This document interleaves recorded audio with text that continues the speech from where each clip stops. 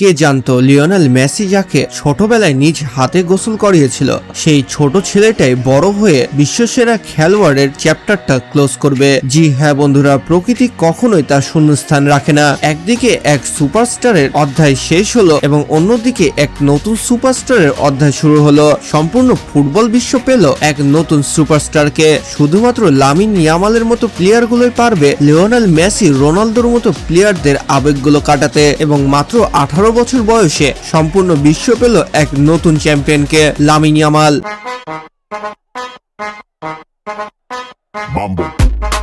Lamine Yamal বর্তমানের valuable প্লেয়ারদের মধ্যে একজন। জি হ্যাঁ বন্ধুরা, এই পিচ্চি ছেলেটির মার্কেট ভ্যালু 200 মিলিয়ন ইউরো, যেখানে এখন কিলিয়ান এমবাপ্পের মার্কেট ভ্যালু হয়ে দাঁড়িয়েছে 180 মিলিয়ন ইউরো। তো চলুন আজকের এই ভিডিওতে জেনে আসি দরিদ্র পরিবারের এক শিশু কিভাবে বা বিশ্ব চ্যাম্পিয়ন হলো। 2007 সালে মেসুত ওজিল, ক্রিস্টিয়ানো রোনালদো বা লিওনেল মেসি যখন বিশ্ব ফুটবলে নিজেদের আধিপত্য ছড়াচ্ছেন, ঠিক তখনই স্পেনের এক দরিদ্র পরিবারে জন্ম নেয় একটি শিশু।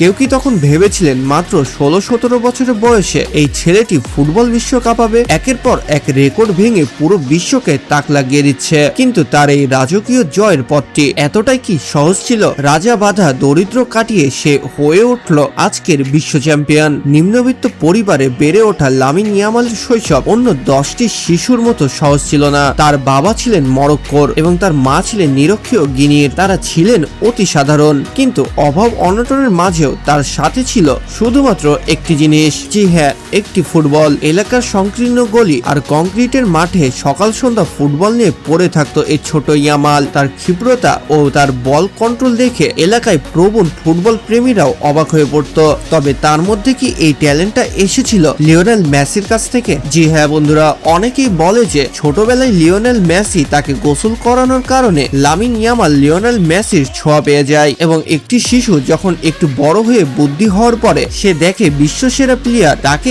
এসে তার বাসায় গোসল করিয়ে নিয়ে গেছে, তখন ফুটবলের প্রতি তার ভালোবাসা এবং ডেডিকেশন বেড়ে যাবে। এটাই স্বাভাবিক। একটি নর্মাল প্লেয়ারের থেকে তার খেলা একদমই ব্যতিক্রম। এটার পেছনে রয়েছে তার কিছু ইন্সপিরেশন। ছোট থেকে লিওনেল মেসিকে দেখে বড় হয়েছে ইয়ামাল, এবং শুধু যে লিওনেল মেসি তাও নয়, লিওনেল মেসির সাথে সাথে লামিন ইয়ামাল আইডল মানে নেইমার জুনিয়রকেও। জি হ্যাঁ বন্ধুরা, এর জন্য লামিন ইয়ামালের স্কিল একদিকে নেইমার জুনিয়রের মতো এবং তার স্কোরিং এবং অ্যাকুরেসি, তার রাইট উইং ফরওয়ার্ড হয়ে লেফট পায়ে শট করে গোল করা, এই দিকটা গেছে লিওনেল মেসির মতো। এবং দুইটি সর্বকালের সেরা প্লেয়ারদেরকে কপি করে সে নিজের অস্তিত্ব গড়ে তুলছে। লিওনেল মেসি ও নেইমার জুনিয়রের পরে নতুন সুপারস্টার হিসেবে যোগ দিয়েছে বার্সেলোনার মতো টিমে, এবং বার্সেলোনাতে যোগ দেওয়ার অতীতটাও খুব রোমাঞ্চকর। ইয়ামালের আসল প্রতিভা দেখে চোখ এড়ায়নি বার্সেলোনার কর্মকর্তাগুলো। মাত্র 7 বছর বয়সে তাকে ভর্তি করানো হয় ফুটবলের অন্যতম সেরা কারখানা লা মাসিয়াতে, এবং এর পরবর্তীতে ফুটবল প্রেমিকরা রসিকতা করে বলেন যে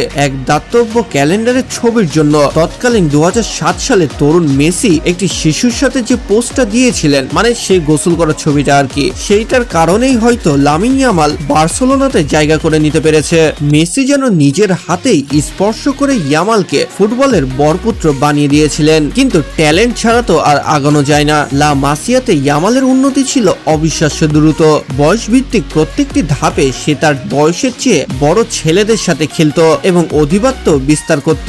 অবশেষে 2023 সালের এপ্রিলে মাত্র 15 বছর বয়সে বার্সেলোনার মূল দলের হয়ে তার অভিষেক হয়। তিনি হন একবিংশ শতাব্দীর বার্সেলোনার সর্বকনিষ্ঠ খেলোয়াড়, মানে সব থেকে ইয়াং খেলোয়াড়। তার গতি, নিখুঁত পাসিং এবং ড্রিবলিং দেখে ফুটবল বিশ্ব যেন থমকে দাঁড়ায়। সবাই বুঝতে পারে এটা কেবল উদীয়মান তারা নয়, এটি একটি নতুন যুগের সূচনা। বার্সেলোনা থেকে সরাসরি স্প্যানিশ জাতীয় দলের জার্সিতে মাঠে নেমে গোলদাতা হিসেবে ইতিহাস গড়েছিলেন ইয়ামাল। ইউরো কাপ ও পরবর্তীতে ফুটবলের সর্বোচ্চ মঞ্চ বিশ্বকাপে স্পেনের জয়ে সে রাখে সবচেয়ে গুরুত্বপূর্ণ ভূমিকা। তার অসাধারণ পারফরমেন্স, দুর্দান্ত শুটিং এবং গোল করার ক্ষমতার উপর ভর করে স্পেন একের পর এক শক্তিশালী দলকে হারিয়ে বিশ্ব চ্যাম্পিয়ন হওয়ার গৌরব অর্জন করে। জি হ্যাঁ বন্ধুরা, লামিন লামিন ইয়ামাল রোনালদোর দেশ পর্তুগালকে এবং লিওনেল মেসির আর্জেন্টিনাকে ফাইনালে হারিয়ে বিশ্ব চ্যাম্পিয়ন হয়েছে।